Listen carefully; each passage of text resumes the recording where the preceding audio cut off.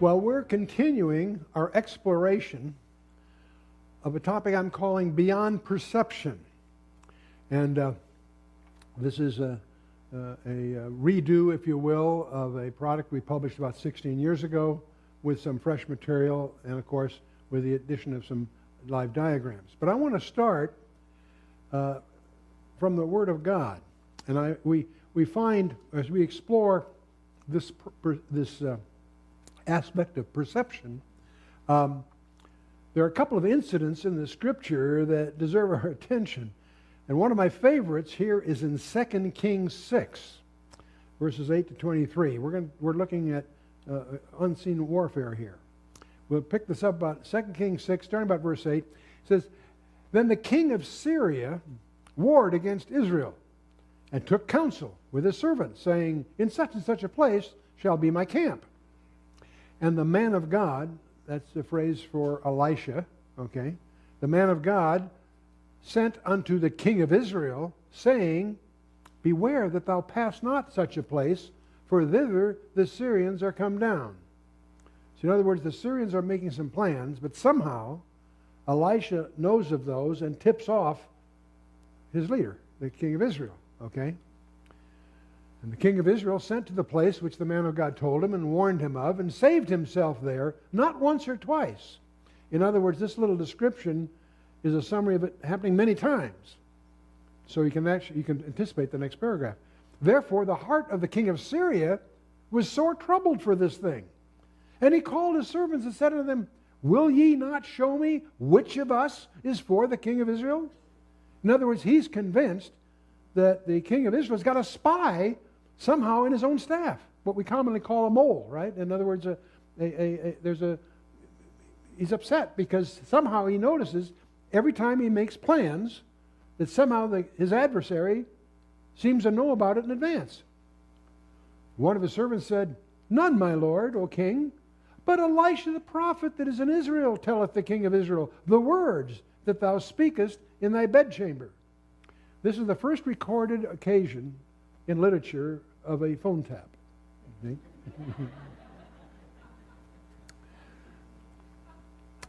So the king said, "Go and spy where he is, that I may send and fetch him." Now he wants to get after this guy Elisha here, see? "Go and spy where he is, that I may send and fetch him." And it was told him, saying, "Behold, he is in Dothan."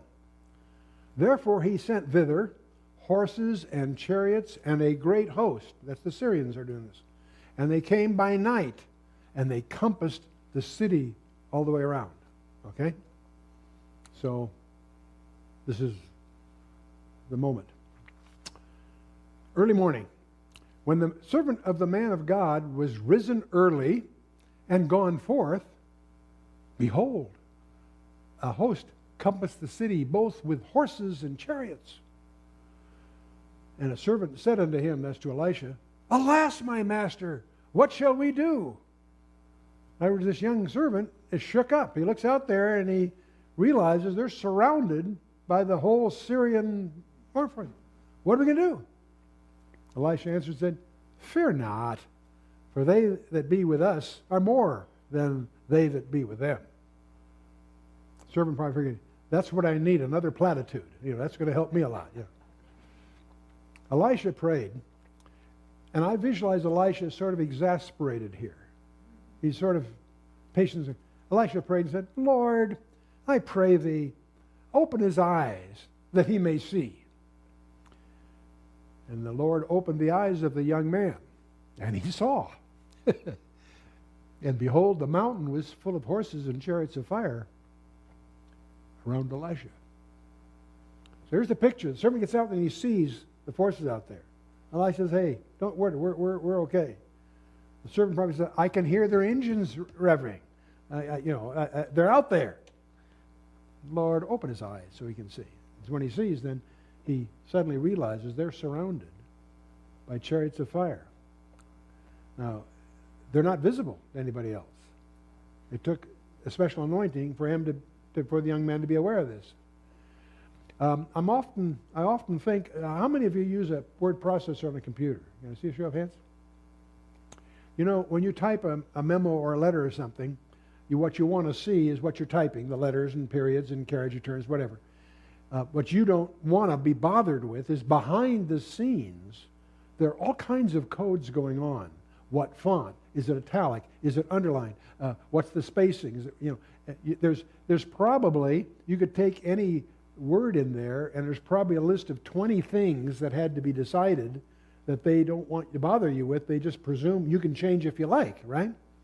And so on some of these word processors, you also have a code, a key or something you push, which means reveal the codes. As you see your memo, you push that key and suddenly you see in blue and red and all the other things, the guidelines, and the whether it's a soft return or a hard return, things you didn't even know existed maybe, right? That so you can change it if you want to. And that I've always figured that's our problem in life. What the young man needed was a revealed codes key. He pushed that key, and then he saw that they were surrounded by chariots of fire and so on. And so that's kind of just a little thing in 2 Kings 6, but it's one of those glimpses we get in the Bible that there is a world of combat and other things going on that we don't perceive. We may ultimately see the results of it, but I mean, we're not aware of it going on around us all the time. We use glib phrases, spiritual warfare and things like that. Okay, that sounds good. I have a phrase that's been haunting me for some time. Metaphors reign where mysteries reside. When we don't understand something, we give it a fancy name to hide the fact we really don't understand it. Okay, let me give you a darker one. Let's go to Daniel 10. We see another glimpse of this invisible world. And we'll take this in a little more details. In Daniel chapter 10, in the 3rd year of Cyrus the king of Persia, a thing was revealed unto Daniel, whose name is also called Belteshazzar. And the thing was true, but the time appointed was long, and he understood the thing and had understanding of the vision. In those days, I, Daniel, was mourning 3 full weeks. This is an important detail. He's been fasting and praying for 3 full weeks, 21 days. He's gone to prayer, he's got a burden, he's praying and fasting, and so forth. I ate no pleasant bread, neither came flesh nor wine in my mouth, neither did I anoint myself at all, till 3 whole weeks were fulfilled. And in the 24th day of the 1st month, as I was by the side of the great river, which is the Hiddekel, then I lifted up mine eyes and looked, and behold, a certain man clothed in linen, whose loins were girded with the fine gold of Uphaz. His body also was like the beryl, and his face as the appearance of lightning, his eyes as the lamps of fire, and his arms and his feet like in color to polished brass, and the voice of his words were like the voice of a multitude. Wow. This guy is probably some kind of super angel. Some scholars think he might even be an Old Testament appearance of Christ himself, what we call a theophany. For a number of reasons, I don't think so, but that's not important. He's obviously an angelic messenger of some rank here. Okay. And I, Daniel, alone saw the vision. For the men that were with me saw not the vision, but a great quaking fell upon them, so that they fled to hide themselves. Hirelings. Okay. Therefore I was left alone, and saw this great vision, and there remained no strength in me. For my comeliness was turned in me into corruption, and I retained no strength. Yet I heard the voice of his words, and when I heard the voice of his words, then was I in a deep sleep on my face, and my face toward the ground. And behold, a hand touched me, which set me upon my knees, and upon the palms of my hands. And he said unto me, O Daniel, a man greatly beloved, understand the words that I speak unto thee, and stand upright, for unto thee am I now sent. And when he had spoken this word to me, I stood trembling. Can you imagine? Pretty interesting encounter. Then he said unto me, Fear not, Daniel, for from the first day that thou didst set thine heart to understand, and to chasten thyself before thy God, thy words were heard, and I am come for thy words. So Daniel was praying for some enlightenment for 3 weeks, and this guy was sent to give him that. But he continues, he says, But the prince of the kingdom of Persia withstood me 21 days. But lo, Michael, one of the chief princes, came to help me, and I remained there with the kings of Persia. Now I am come to make thee understand what shall befall thy people in the latter days. For yet the vision is for many days. Then said he, Knowest thou wherefore I am come unto thee? And now I will return to fight with the prince of Persia, and when I am gone forth, lo, the prince of Grecia shall come. But I will show thee that which is noted in the scripture of truth, and that there is none that holdeth with me in these things but Michael, your prince. What on earth's going on here? Daniel is praying for 21 days. Who shows up is this super angel, a messenger, and he explains to Daniel that he was sent 3 weeks ago. It took him 21 days to fight his way through to get to Daniel. He was held by some creature called the Prince of Persia. That's not the prince of the Parthian Empire there or something. No, it's the power behind that. It's a demonic prince. Using the term prince, in the New Testament, also in the Greek, princes, powers, and principalities are powers, ranks of angels. So he's fighting his way through, and he's not able to get through until he calls upon Michael, the archangel. Michael is always a military commander for the host. The two angels, the two senior angels we know is Michael and who else? Gabriel, right. Gabriel is always on an errand of announcement having to do with the Messiah. Old and New Testament, that's what he's always about. Michael is a military commander somehow. And here, this guy, whoever he is, calls for help, and Michael gets him through. So he's there to tell Daniel what he spent 21 days getting through to tell him. And this is all a prelude to Daniel chapter 11 and 12, which is the last big vision in Daniel. And I won't go into all that right now. But what he points out here, it took him 21 days to fight his way through. When he's through, he's going to have to go back and deal with the prince of Persia. And when he's gone forth, the prince of Greece is next. Well, the Greek Empire, of course, followed the Persian Empire by 200 years. Wow. Well, the image we get from the text is that behind the various empires are demonic hosts that are empowering that. And there are struggles going on we don't know anything about. That's why we use the term spiritual warfare. It sounds like a glib phrase, but that's what it is. And what's interesting, there's a handful of things here. You sort of wonder, is there a link between Daniel fasting and praying for 21 days and this guy getting through? What if Daniel had stopped his fast after 19 days? Would that have prevented this guy to get through? We don't know.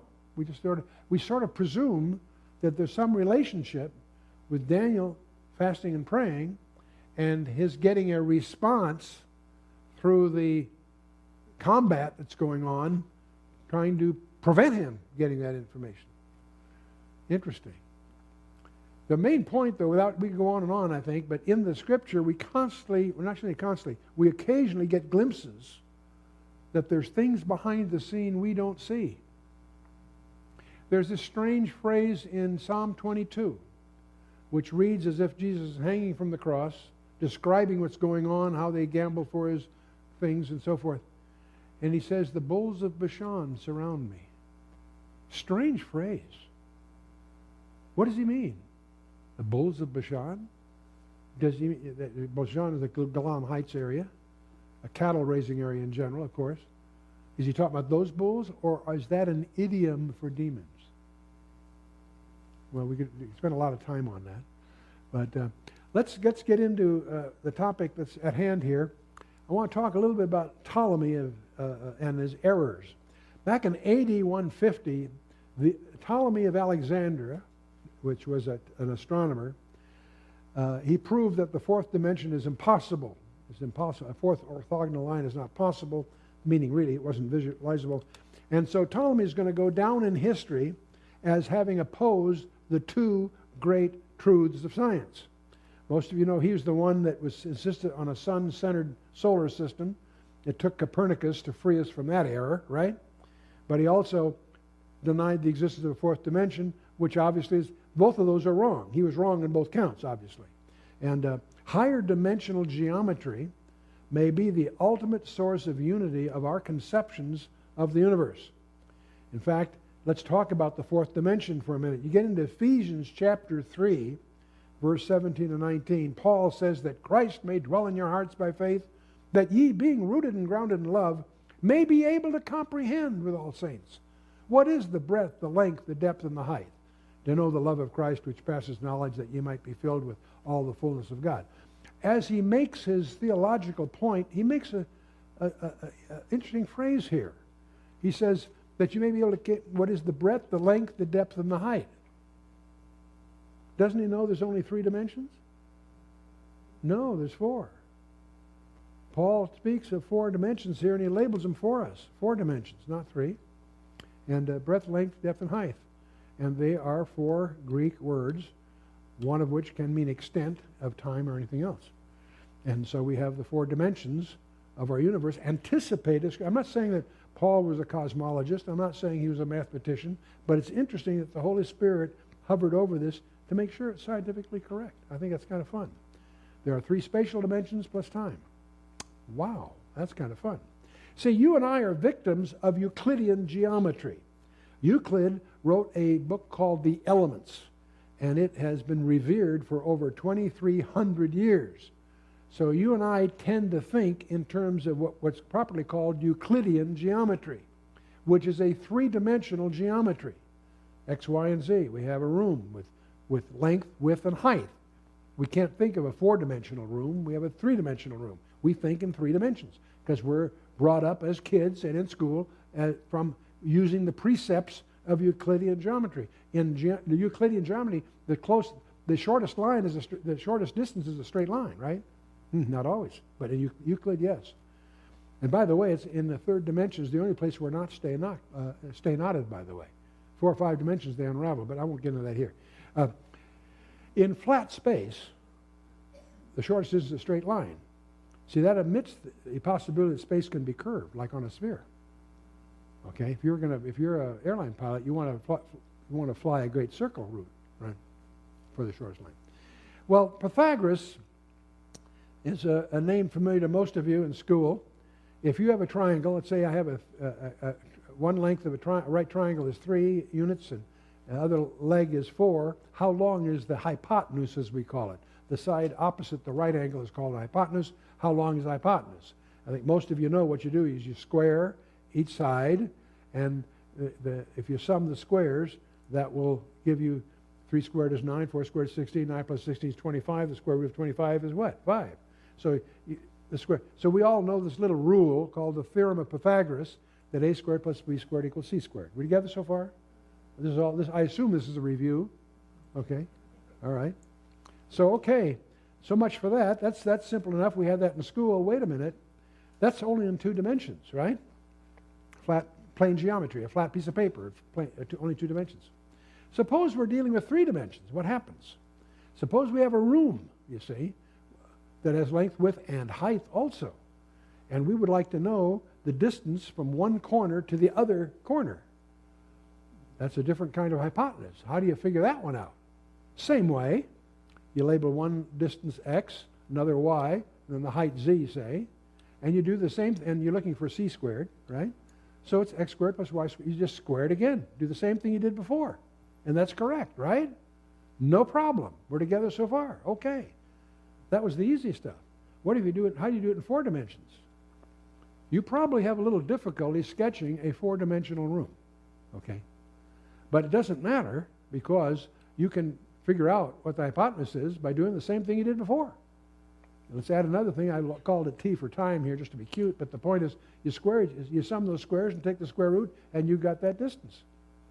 And you can do that for any dimensions by just adding those terms. Are we together so far? Okay. Now, one of the most important lectures in mathematics occurred on the 10th of June of 1854. And there was a guy by the name of Georges Bernard Riemann. And he gave what turns out to be one of the most important public lectures in the history of mathematics. He was born in 1826 in Hanover, Germany, a son of a poor Lutheran pastor. He studied the Bible intensely. I think that's always interesting. And gifted in mathematics. He studied under Carl Friedrich Gauss, who's been acclaimed the prince of the mathematicians, Gauss. The normal distribution is called a Gaussian distribution in his honor. Gauss was a profound mathematician. But anyway, Riemann was the first to lay the mathematical foundation of geometries in higher dimensional space, what we call hyperspaces. That force, and also that force was a consequence of geometry. Those are incredibly sophisticated concepts, that force is simply a consequence of geometry. And that leads to field theory. A 19th century British scientist by the name of Michael Faraday started the development on the theory of fields, magnetic fields, gravitational fields, and so forth. But in the 1860s, James Clerk Maxwell introduced the field equations for electricity and magnetism, and he also recognized that light was simply electromagnetic radiation. And in 1915, not long after, Einstein developed field equations for gravity. The field equations for gravity. These are all echoes, Faraday's field discussions. Maxwell detailed the electrical side of that. Einstein took gravity. But Einstein went to his death frustrated because his equations were not unifiable with Maxwell's 4 dimensions. He did great with gravity in his 4 dimensions. That gave us the theory of relativity. But he couldn't get them related to Maxwell because he didn't go up another level. He made history by going from 3 dimensions to 4 dimensions, recognizing that our space is 4-dimensional space. 3 spatial dimensions plus time. The time is a physical property. And we went through all of that in our thing beyond time and space. The way Riemann presents things is in a format, a mathematical format called metric tensors. And this is what you and I would call a matrix. And each of the values, the first number is the row, and the second number is the position in that row. But those are just ways of designating 16 numbers. Now, these 16 numbers define a 4-dimensional space. But it turns out, by the way, that 6 of them are symmetric or are redundant, so they tell you nothing new. So if you take 6 from 10, the 10 numbers that left describe a field of 4 dimensions. You say, gee, Chuck, that's kind of boring. Where are you going with this? Okay. Remember where we are. Now, we're in the 21st century. Riemann discovered this about the time of our Civil War. Okay? I want to go back to the 13th century. Okay? By the way, first of all, let's talk about what Paul says in Hebrews. Through faith we understand that the worlds were framed by the Word of God, so that things which are seen were not made of things which do appear. We explored that in our previous discussion of particles and so forth. But it was framed by what? The Word of God. And because in the book of Genesis, in creation, it says God said, that expression occurs 10 times. 10 times God said. Okay. The Word of God, by the way, means rhema. It's a spoken word. God said shows up 10 times in chapter 1 of Genesis, verse 3, 6, 9, 11, and so forth. Right, okay. So that things which are seen were not made of things which do appear. Well, there was a Hebrew sage by the name of Nachmanides that lived from 1194 to about 1270, and he published papers in which he concluded that the universe we live in has 10 dimensions. But he also concluded that only 4 of those dimensions are knowable, and 6 are not knowable. Now, when you get to the 20th century, particle physicists have discovered that we live in 10 dimensions. Only 4 are directly measurable, 3 spatial dimensions in time. 6 are curled in less than 10 to the minus 33 centimeters, and therefore are inferable only by indirect means. Now, I find that rather fascinating. We're spending millions of dollars on atomic accelerators to discover what Nachmanides inferred from the text of Genesis chapter 1.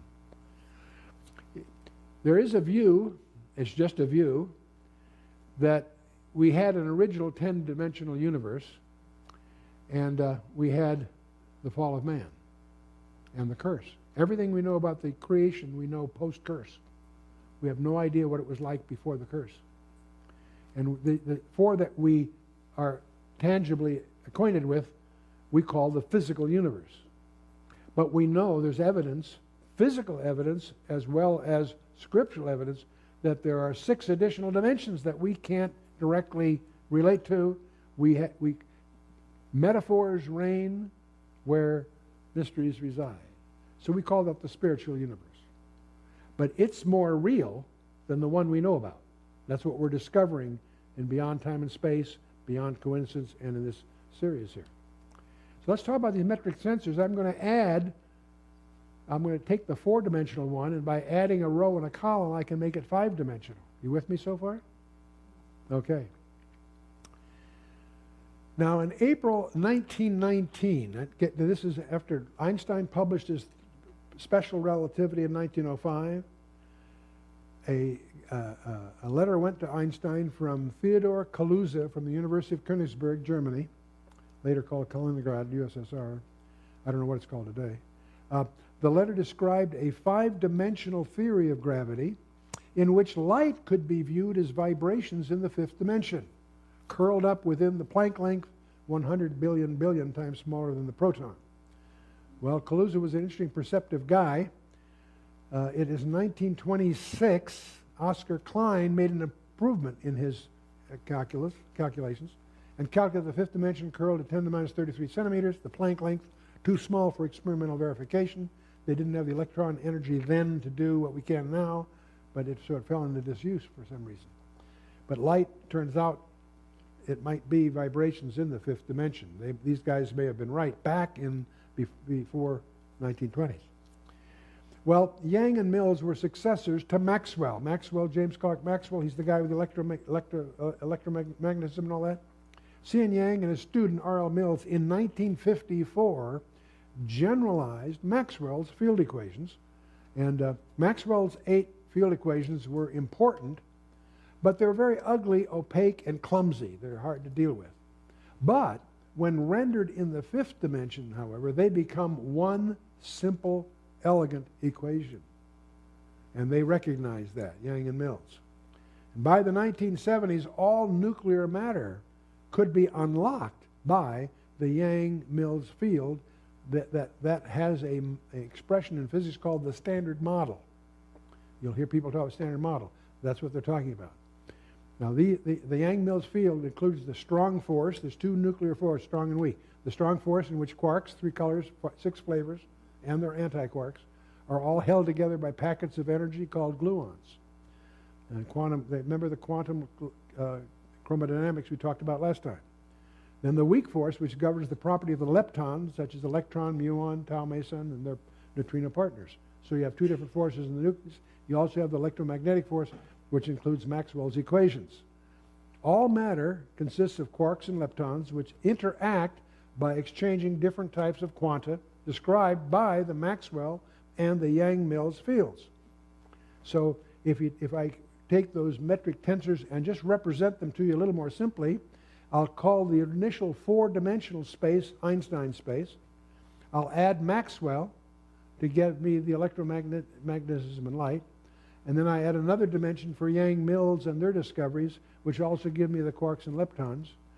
I have, simply by going up in hyperspaces, I find what we know about the universe starting to unify. And so putting it another way, we've got gravity first, then light, then the nuclear forces, and then matter. Unified by simply representing them in metric tensors in what was called Riemann geometry rather than Euclidean geometry. These are the tools by which we deal with these more complex, the hyperspaces. Hyperspace is simply a space of more than 3. Well, I want to detour here a little bit to give you another perspective, an additional perspective. I want to talk about holography. And if you take a piece of photographic film, you put a 3-dimensional object in front of it, and you illuminate that piece of film by driven by a laser beam through a mirror and a beam spreader, you illuminate that thing, but you're going to do something else. You're going to take that beam and also reflect it so it illuminates your three-dimensional object. You with me so far? It turns out that the light that is falling on that plate directly and the light that's falling on as a reflection from the third thing is recorded on the film in a very unusual way. When you take that film and develop it, you think you've made a big mistake because it's just gray, cloudy piece of film that you think it looks like a darkroom mistake. But then you illuminate that film with the laser you used in the first place, and what you get is a window into a three-dimensional. What you have on that thing, it turns out mathematically, is a Fourier transform. You've got the frequency interference information. And it turns out what that piece of film operates as is like a window in three-dimensional space. And as you look through that window, you can see around that object. Let's assume for the moment that I was that object. And let's assume I held up a Bible or something in front of my tie, and you took a two-dimensional photograph. It would be blocked by my object that I'm holding, right? But if you did it as a hologram, you could move your eye over here and see behind. You could tell what kind of tie I was wearing. See, in other words, you've got a three-dimensional representation. Not a photograph is a two-dimensional representation of a three-dimensional object.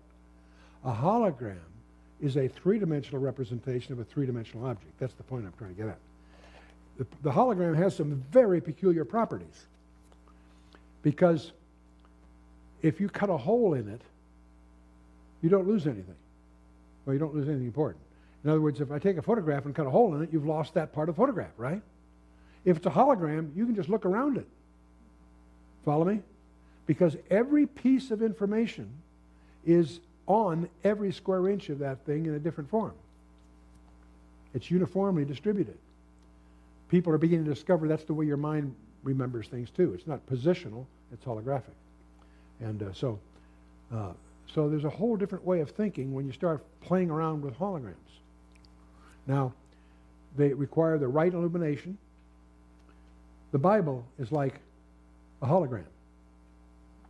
If it's illuminated by the light that created it, you see an image, the image of Jesus Christ. If you illuminate it in natural light, you don't see anything. It has no beauty that you would desire it. See, it's useless. A hologram is useless in natural light. It requires the light that created it in the first place. The information in the hologram is spread over the entire bandwidth. In other words, it was designed for jamming. No loss from dropouts. It's resilient to specific interference. It anticipates hostile jamming, in other words. The Bible is like a hologram. Have you ever noticed that there's no doctrine in any one chapter? Have you ever think about, tear out the chapter in the Bible on baptism?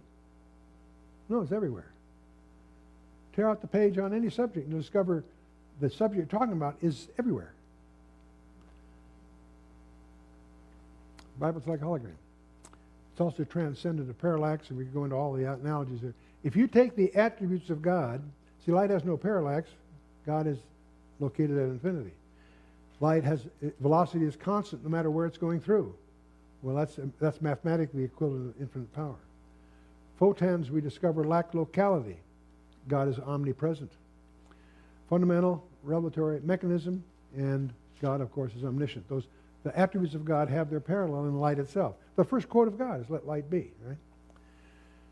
Well, I want to switch a little bit. I'm going to come back to this, trust me, but we talked before that matter has four natures: solid, liquid, gas, or plasma. If you take a solid and heat it enough, it starts to melt and becomes a liquid. And you take that liquid and heat it even more, it becomes a gas. And you heat it even more, it becomes a plasma. A plasma is not just heated gas. It's disassociated.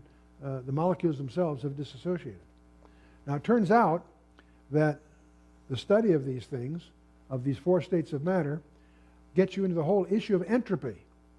The most randomness, the least entropy is the highest state there. The lowest state has the most order.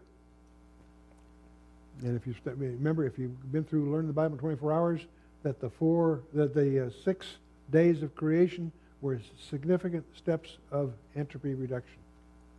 Okay. Now, there was a guy that got very interested in plasmas. It's a whole field of physics that doesn't get the visibility it ought to have. David Bohm was a confrere of Einstein. I'll get to him in a minute. But he discovered particles in plasmas behave as an interconnected whole. That surprised him because they're most disassociated, but they're the most connected in a strange way. He first postulated the property of non-locality of quantum particles. We talked about that last time. All points in space become equal to all other points in space when you get to that level. And he was the originator of the concept of a holographic universe. Now, he was the main architect of this strange idea from the University of London, physicist. He was a protege of Einstein. They were good friends. And he became one of the world's most respected quantum physicists. His work in plasma physics in the 50s is considered a landmark. Earlier at the Lawrence Radiation Laboratory, he noticed that the plasmas and particles stopped behaving like individuals and started behaving as if they were part of a larger interconnected whole. That's the mystery of plasmas when you start playing around with them. Moving to Princeton University in 1947, there too he continued his work on the behavior of oceans of particles, noting their highly organized overall effects and behaving as if they knew what each of them, untold trillions, were doing. This is the echo of the Bell inequality we talked about last time. Bohm's sense of importance of interconnectedness, as well as years of dissatisfaction with the inability of the standard theories, that is in particle physics, to explain the phenomena, he was just frustrated, as Einstein was. They both could not accept the direction that quantum physics was going to. So while at Princeton, Bohm and Einstein developed a supportive relationship and shared their mutual restlessness regarding the strange implications of the current quantum theory. And one of the implications of Bohm's view has to do with the nature of location. Bohm's interpretation of quantum physics indicated that at the subquantum level, location ceased to exist. All points in space become equal to all other points in space, and it was meaningless to speak of anything as being separate from anything else. That's the bizarre undergirding of the mysteries of quantum physics. Physics call this property non-locality. One of Bohm's most startling suggestions is that the tangible reality of everyday lives is really a kind of illusion. An illusion like a holographic image, of a different kind, but the same kind of thing. Underlying it is a deeper order of existence, a vaster and more primary level of reality that gives birth to all the objects and appearances of our physical world in much the same way that a piece of holographic film gives birth to a hologram. Bohm calls this deeper level of reality the implicate order, or unfolded order, and he refers to our level of existence as the explicate, or unfolded order. Wow, interesting.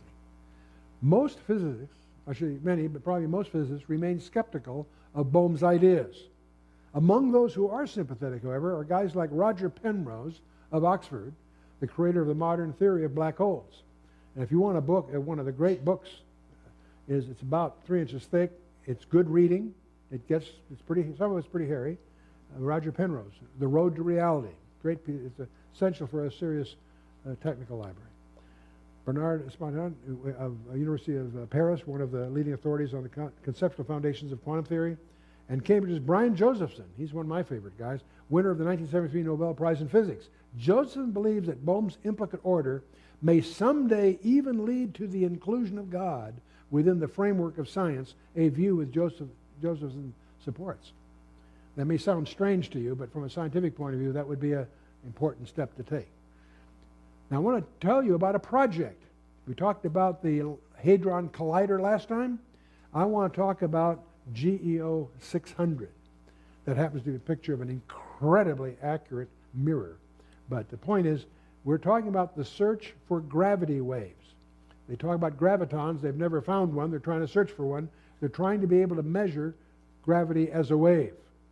They're extremely small ripples in the structure of space-time caused by astrophysical events like supernova or coalescing massive binaries, neutron stars, black holes. That's all part of the theories of modern astrophysics.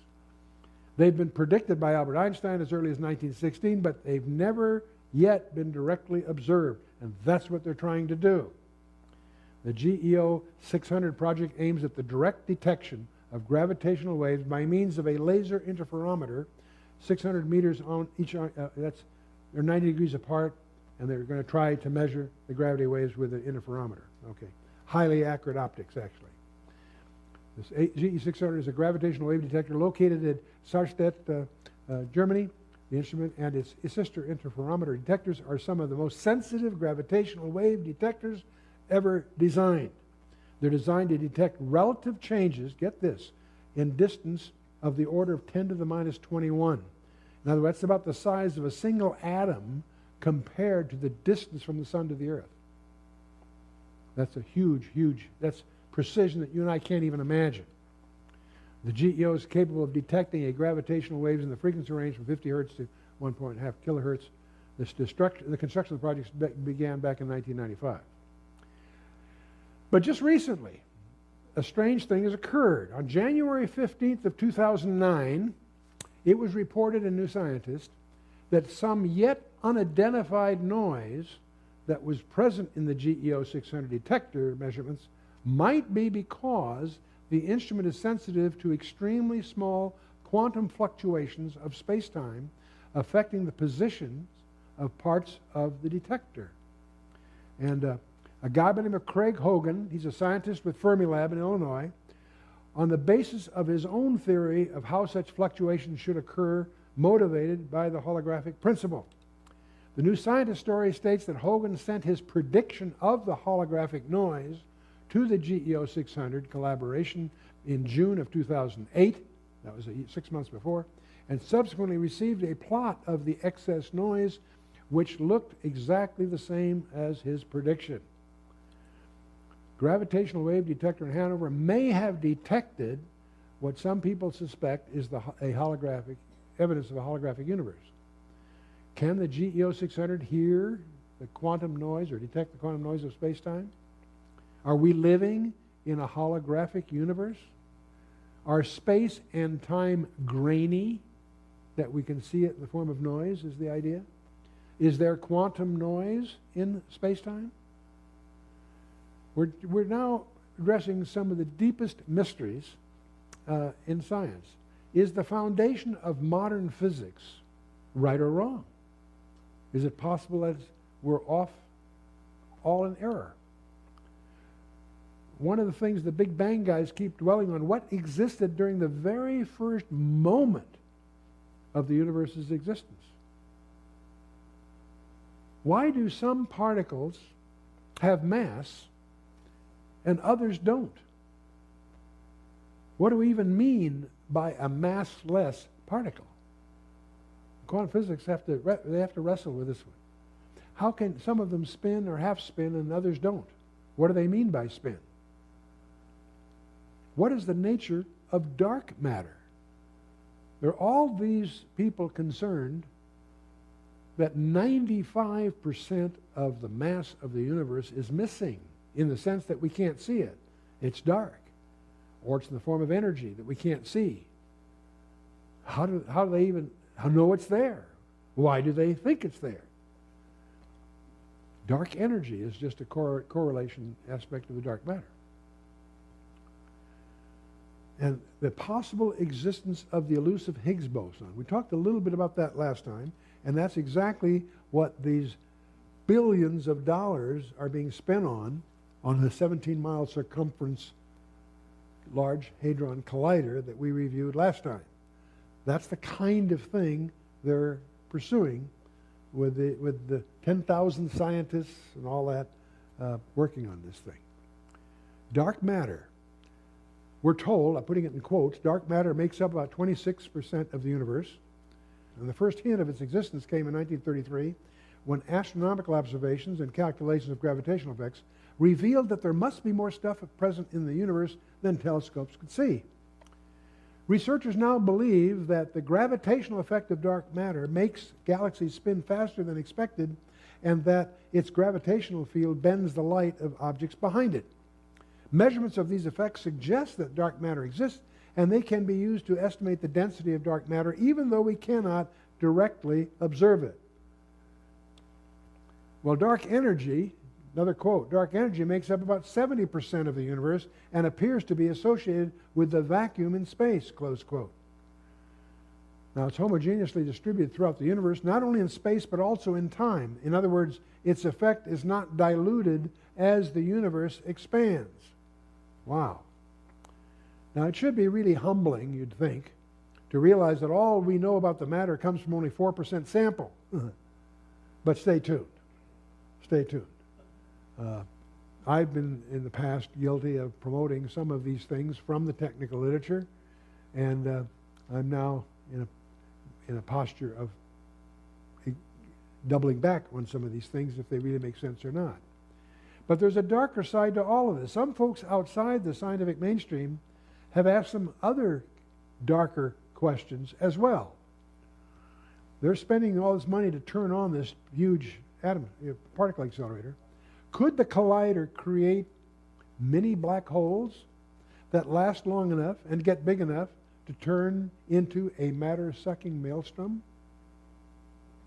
Could exotic particles, known as magnetic monopoles, throw atomic nuclei out of whack? Could quarks recombine into strangelets that could turn the whole Earth into one big lump of exotic matter? Or put another way, will it create a black hole that will suck everything else into a nothingness? That's kind of exciting. The builders of the Large Hadron Collider are presently being sued in federal court over fears that the experiment might create globe-gobbling black holes or never-before-seen strains of matter that would destroy the planet. Am I worried about that? No, because God told me what's really going to happen. Representatives at the Fermilab in Illinois and at Europe's CERN laboratory, both defendants in the case, say there's no chance that the LHC would cause such a cosmic catastrophe. And yet, if you press them, they'd also have to say that no probability is zero. The chance might be very small. Not one chance in a million. But this thing is doing 40 million operations per second. Wow. Some of those probabilities need to be looked at again. Nevertheless, they're bracing to defend themselves in the courtroom as well as in the court of public opinion. Let's see what Peter says about all of this. He says, "But the day of the Lord will come as a thief in the night, in the which the heavens shall pass away with a great noise, and the elements shall melt with a fervent heat. The earth also and the works therein are to be burnt up." The elements, the very elements of which all things have come, the material causes of the universe, that's the very word it comes from. "Seeing then that all these things shall be dissolved, what manner of persons ought ye to be in all holy conversation and godliness, looking for and hasting unto the coming of the day of God, wherein the heavens being on fire shall be dissolved, and the elements shall melt with a fervent heat." And there again we have, the word means to loose anything tight or fastened, to loosen, undo, dissolve, anything bound, tied, or compacted together. So we've got particle terms here. You know, most of us think of eternity as something in the future. We talk about eternity, we've talked about beyond time and space in our first study. We talked about beyond coincidence in terms of the elegant evidence of design that surrounds both us and the Scripture. And now we've poked around a little bit in the area of smallness, particle physics area. But we all think of eternity as being in the future. And that's probably a naive form of orthogonal presumption. That if you visualize eternity as a plane, our connection with it is right now. The past is but a memory. The future is but a hope. You and I are in eternity right now. Wow. The foolishness of God. We were talking a little bit earlier off the recording about why does God do these weird things? You know, why did he pick the guys at Gideon with a lapping or not lapping and so forth? Kind of a strange way to go. Well, why did he save 8? He decided to wipe out the world and save 8 people with on a barge. Why? We talked the other day about the idea of the brazen serpent. Kind of a weird way to cure people. Now that one, you can't find an answer in the Old Testament. No one explains why he did that way. Until you get to John 3, Jesus explains it. As Moses raised the serpent in the wilderness, so shall the Son of Man be raised up. So we suddenly realize back then in Numbers 21, God laid it out as an anticipation of what he knew was going to happen thousands of years later. God, that's an example of what we would call, what Paul calls in 1 Corinthians, the foolishness of God. God always chooses the foolish things of this world to confound the wise, and the weak things of this world, the things which are mighty to confuse the things that are. So the things that are not to confuse the things that are. Why? So that no flesh would glory in his presence. What is the ultimate foolishness of God? Paul tells us the preaching of the cross is foolishness to them that perish. But unto us who are saved is the power of God unto salvation. It's an interesting verse for a number of reasons. It points out that there's only two categories. The preaching of the cross is to them that perish foolishness. Is the preaching of the cross foolish to you? I sure hope not. Unto us who are saved, it is the power of God unto salvation. See, your connection with eternity is not something that happens on, tomorrow or next year. No, your connection with eternity is right now. You are in eternity right now. And you are in a condition in eternity that is determinate.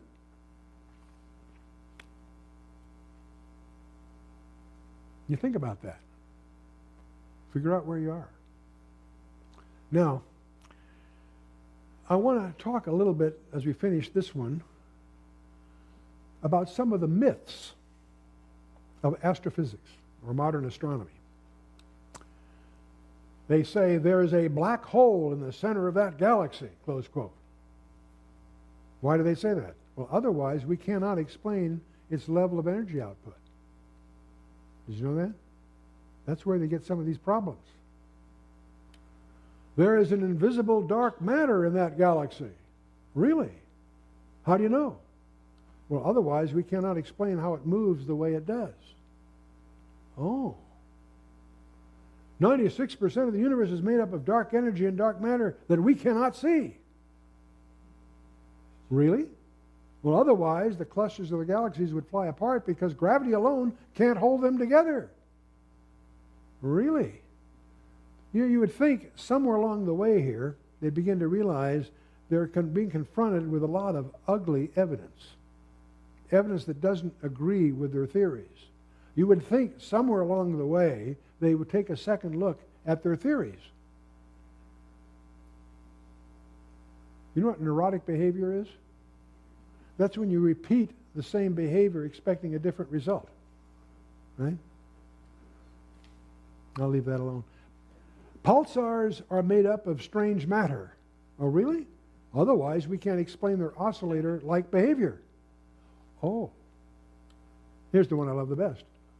Photographs of connections between two objects which have different red shifts are only chance alignments. Really? These are two objects that are connected that have different red shifts? And that's only an accident? Otherwise, the Big Bang is falsified and defeated. Really? No kidding.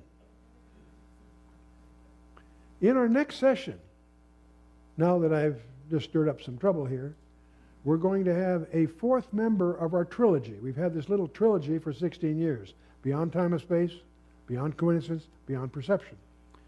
We've decided to add a fourth member to this little collection of very popular little briefings.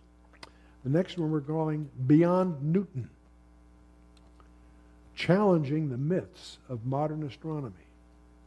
And we're going to show you where that missing 96% of the mass is, so they can stop looking for it. The things that they have concluded are reproducible experimentally in the laboratory. So we're not talking about just other people's mathematical models. We'll talk a little bit about the scientific method and how it's supposed to operate and how it doesn't today. We'll talk a little bit about how one deals with what we call inconvenient truth. And we'll show you scientists who have for years had the answers to these things, but nobody would listen, that can reproduce these things in the laboratory, that can build their case entirely on experimental evidence. And it's going to be a very, very interesting shattering of the false foundations that pervade our culture. You know, it's really astonishing to discover how much of our culture, supposedly an enlightened culture, is based on falsehood. Our whole culture is based on evolution, yet the scientists admit that that no longer explains what we know about the universe. That's what Beyond Coincidence dealt with in part, that there's evidence of intelligent design. And so, but the point is, we know here's a theory that we know today is inadequate, and yet it's still the foundation of all our teaching in schools. We still teach our kids that they are the product of random chance, which is a contradiction of information science in the first place, and that and then we wonder why they have no sense of destiny, and why the concept of character and destiny have been disconnected. Are we surprised? And now we discover that the scientific community has built their house of cards on false information. Really. And information that you can verify, and we'll talk about that next time as we explore Beyond Newton. And with that, let you and I stand for a closing word of prayer.